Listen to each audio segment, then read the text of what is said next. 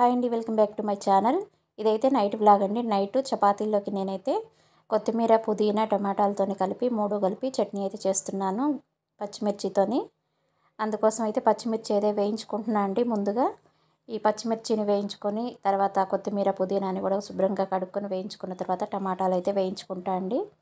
పచ్చిమిర్చి కొంచెం ఘాటుగా ఉండాలి, అప్పుడు ఈ చట్నీ చాలా టేస్టీగా ఉంటుందండి. దీన్ని రైస్లోకి, చపాతీలోకి, దేనిలోకైనా తినొచ్చు. చాలా చాలా బాగుంటుంది. ఈ పచ్చిమిర్చి వేగే టైంలోనే కొంచెం జీలకర్ర వేసి వేయించుకున్నా అండి. ఇవి తీసేసిన తర్వాత దీనిలో అయితే పుదీనా వేసి వేయించుకుంటున్నాను. ఈ ఆకు కొంచెం పచ్చివాసన పోయేంత వరకు అయితే వేయించుకోవాలండి. ఎక్కువ టైం పట్టదు, ఒక 1 or 2 మినిట్స్లోనే ఆకంతా తొందరగా మగ్గిపోతుంది కదా. ఈ కొత్తిమీర కూడా వేసేసుకుంటా అండి పుదీనాతో పాటుగా. ఆ తర్వాత అయితే టమాటాలు వేస్తాను.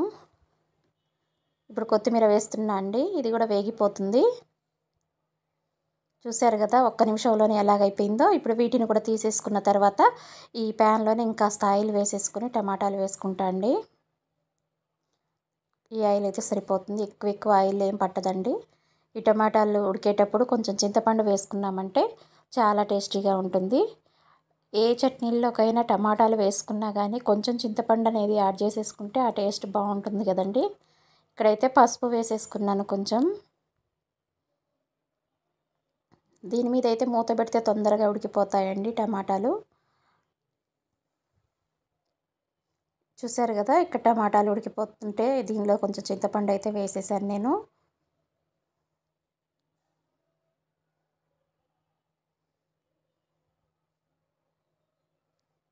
చూసారు కదండి, టమాటా ఆల్మోస్ట్ ఉడికిపోయిందండి. దీన్ని అయితే చల్లారి పెట్టుకుందాం. ఇప్పుడు స్టవ్ బంద్ చేసి ఇప్పుడు ఒక మిక్సీ జార్ అయితే తీసుకున్నా అండి. మిక్సీ జార్లో ముందుగా పచ్చిమిర్చి, ఈ ఆకుకూరలు, కొత్తిమీర, పుదీనా వేయించుకున్నాం కదండి, వాటిని అయితే వేసేసుకొని మెత్తగా మిక్సీ అయితే పట్టేసుకుందాము. ఇవి ఇలా మిక్సీ పట్టుకునేటప్పుడే దీనిలో వెల్లుల్లిపాయలు వేసేసుకొని మిక్సీ పట్టుకుంటే మంచిగా టేస్టీగా ఉంటుందండి. చూసారు కదా, నేను వెల్లుల్లిపాయలు కూడా కొంచెం ఎక్కువగానే వాడతాను.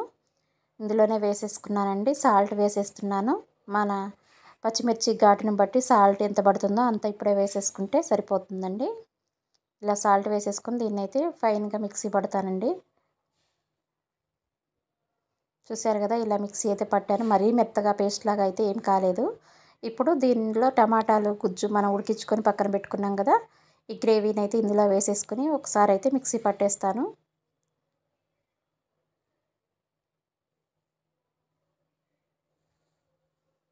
ఇది మిక్సీ పట్టినప్పుడు మరీ మెత్తగా క్రీమ్ లాగా కాకుండా కొంచెం పలుకుగా ఉంటేనే చాలా టేస్ట్ ఉంటుందండి చట్నీ. ఎప్పుడైనా కానీ మన రోటి పచ్చడిలాగా ఉంటుంది. మిక్సీలో వేసినా కానీ మరీ మెత్తగా పట్టుకోకుండా కొంచెం మనం చూసుకొని పలసిచ్చుకున్నట్టుగా పడితే బాగుంటున్నాయండి చట్నీలు ఏవైనా కానీ. రోలు అందరికీ అందుబాటులో ఉండాలంటే ఉండదు కదండి. అందుకే మనం మిక్సీలో పట్టుకునేటప్పుడే జాగ్రత్తగా పట్టుకున్నామంటే ఏ టేస్ట్ అయినా, ఏ చట్నీ అయినా టేస్ట్ బాగానే ఉంటుందండి. చూసారు కదా, ఇక్కడ ఇదైతే రెడీ అయిపోయింది. ఇప్పుడైతే చపాతీ చేసేసుకుంటున్నాను. నా వరకు ముందుగా చేసేసుకుంటా అండి. మా వారు లేటుగా వస్తారు కాబట్టి నా వరకు 2 చపాతీలు అయితే చేసుకుంటాను. ఎప్పుడు చేసుకున్నా 2 చేసుకుంటాను. ఇక్కడ చూసారు కదా, పిండేసి రుద్దుకుంటున్నాను. ఇలా రుద్దుకొని ఇలా చపాతీ పెనం అయితే పెట్టేసుకున్నాను ఆల్రెడీ స్టవ్ మీద. నేను ఫోల్డ్ చేసేసి మడత వేసేసి చపాతీ చేస్తాను కానీ అందుకే రౌండ్గా రావండి చపాతీలు. మామూలుగా రుద్దితే తప్పనిసరిగా రౌండ్గానే వస్తాయి, కానీ ఇలా మడత వేసేసుకుంటూ మధ్యలో ఆయిల్ రాసుకుంటూ చేస్తుంటాను చపాతీ, అందుకని అవి షేప్ అవుట్ అయిపోయాయి. ఇలాగ చపాతీని అయితే 2 వైపులా కాల్చుకొని ఇలా మడత వేసి చేసుకుంటే అండి చపాతీ చాలా బాగా పొంగుతాయండి. మంచిగా పొరలు పొరలుగా వచ్చేసి చాలా బాగుంటాయి. మనకు మెత్తగా ఉంటాయండి. అసలు చల్లగా అయిపోయినా కానీ అసలు గట్టిగా అయిపోవండి, మెత్తగానే ఉంటాయి చల్లగా అయిపోయినా కూడా. అందుకే ఎక్కువ శాతం నేను ఇలా ఫోల్డ్ చేసి చేస్తున్నాను. చూసారు కదా ఎలా పొంగిందో. ఇలాగైతే 2 వైపులా కాల్చుకున్నాను చపాతీలు.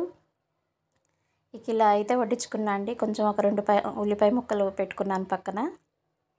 చట్నీ కదా అని ఉల్లిపాయలు పెట్టేసుకున్నాను. అదే కర్రీ అయితే అవసరం లేదు. ఇక్కడ చూపిస్తున్నాను, పొరలు పొరలుగా వచ్చాయని చెప్పి చూపిస్తున్నాను. ఇంకా ఒక గ్లాసులో మజ్జిగ కూడా పెట్టుకున్నా అండి. ఈ 2 చపాతీలు తినేసి మజ్జిగ తాగి